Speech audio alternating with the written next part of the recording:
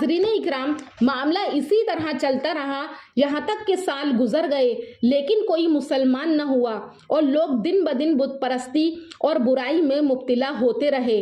और जिन लोगों को ईमान लाना था वो ईमान ला चुके थे, इसके अलावा कोई और ईमान ना लाया। तो अल्लाह ताला ने हज़रत नूह अलैहिस्सलाम को वही के ज़रिए बता दिया कि अब कोई ईमान नहीं लाएगा, आप गम ना करें, अल्लाह का हुक्म अब पूरा होने वाला है। जब नूह अलैहिस्सलाम को वही के ज़रिए बता दिया गया कि अब कोई ईमान नहीं लाएगा और किसी में इतनी ताकत नहीं कि उनको हिदायत अता फरमाए, तो नूह अलैहिस्सलाम ना उम्मीद हो गए और उन्होंने अपनी कौम पर बद्दुआ की। इसका जिक्र अल्लाह ताला ने सूरह नूह आयत 26-28 में किया है कि ए मेरे परवरदिगार, तू इस ज़मीन पर किसी काफिर को रहने वाला न छोड़, अगर तू इन्हें छोड़ेगा तो ये यकीनन और बंदों को भी गुमराह कर देंगे और उनके यहाँ जो औलाद होगी वो भी बदकार और नाशुक्रे होंगे।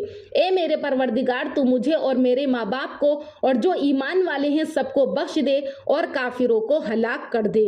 अल्लाह ताला फरमाता है कि जब नूह अलैहिस्सलाम ने हमें अपनी मदद के लिए पुकारा तो हमने उनकी मदद की और उनको एक बड़ी कश्ती बनाने की वही की। लेकिन नूह अलैहिस्सलाम नहीं जानते थे कि वो क्या करें, कैसे कश्ती बनाएं। तो अल्लाह ताला ने कहा कि हमारी आंखों के सामने और हमारे बताए हुए तरीके पर एक कश्ती तैयार करो।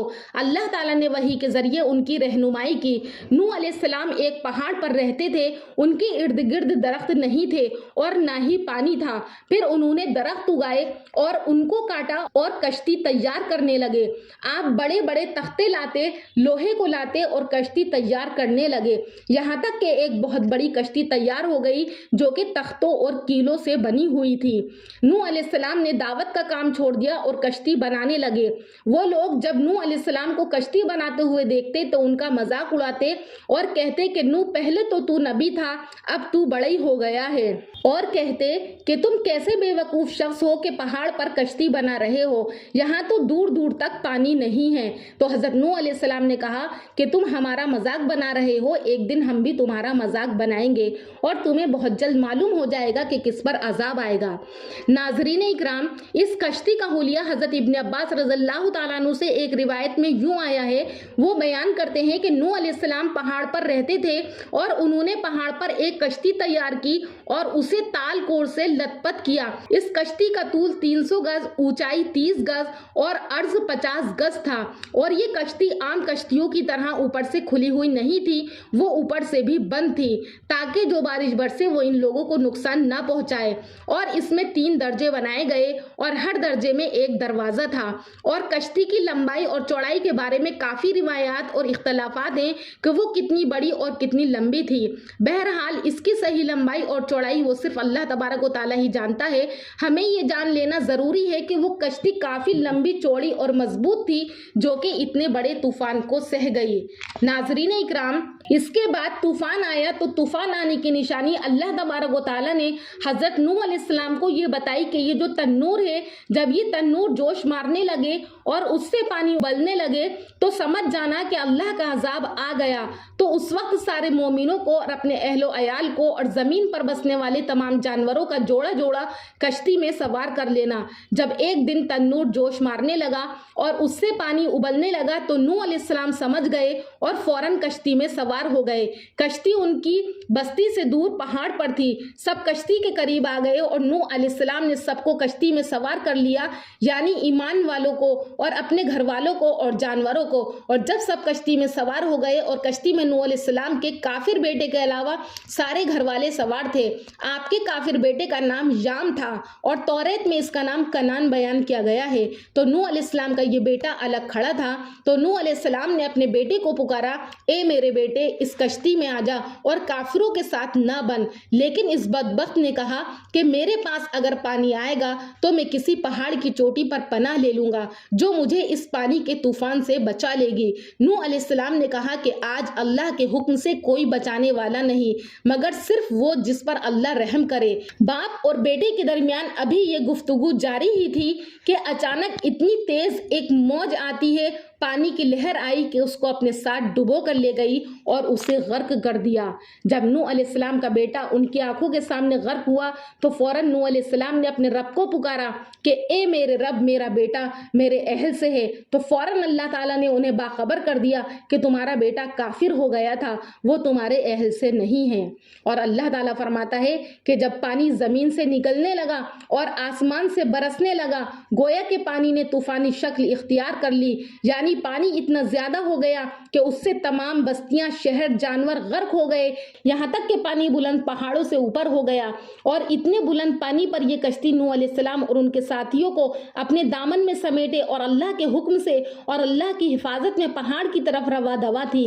نوح علیہ السلام کشتی میں سوار ہوئے اور انہوں نے اپنے ساتھیوں کو حکم دیا کہ یہ دعا پڑھیں کہ اللہ کے ہی نام سے اس کشتی کا چلنا ہے اور اللہ ہی کے نام سے اس کشتی کا ٹھہرنا ہے، یقیناً میرا پالنے والا بڑی بخشش اور رحم کرنے والا ہے۔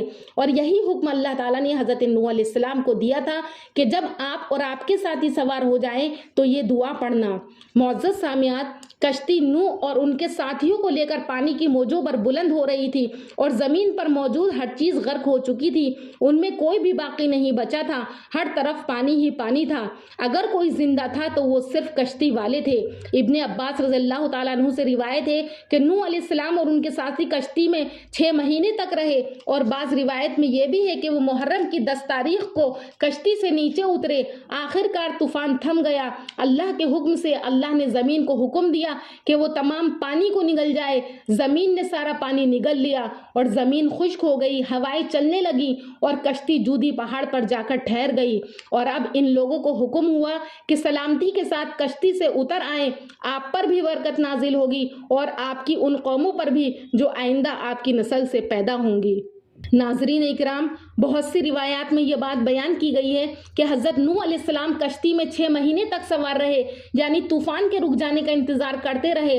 آپ نے طوفان کے حالات معلوم کرنے کے لیے ایک کبوتر کو بھیجا جو جا کر واپس آ گیا۔ اس کو زمین پر پاؤں رکھنے کی جگہ نہ ملی۔